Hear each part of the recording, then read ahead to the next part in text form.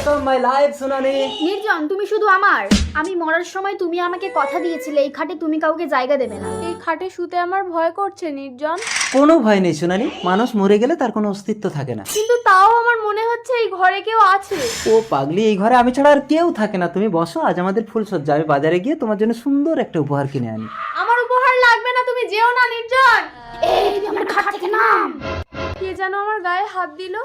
ও আমি তো ভুলেই গিয়েছিলাম, আমি এক আত্মা, একটা বিলীন বাতাস। আমি তো কাউকে স্পর্শ করতে পারবো না। আমি ওর নিঃশ্বাসের সাথে ওর শরীরে ঢুকে যাব। এই খাট শুধু আমার। সোনালি দেখো, তোমার জন্য একটা সুন্দর উপহার এনেছি।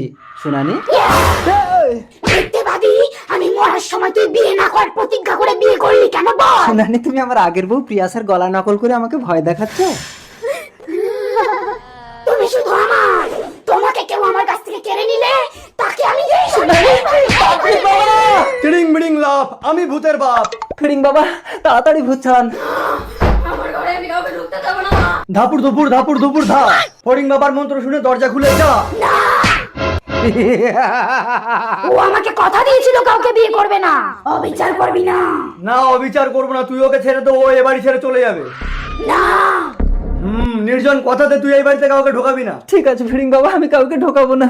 খচ খচ খচ খচ খচ খচ খচ খচ খচাং। প্রিয়াসা, ফিরিং বাবা।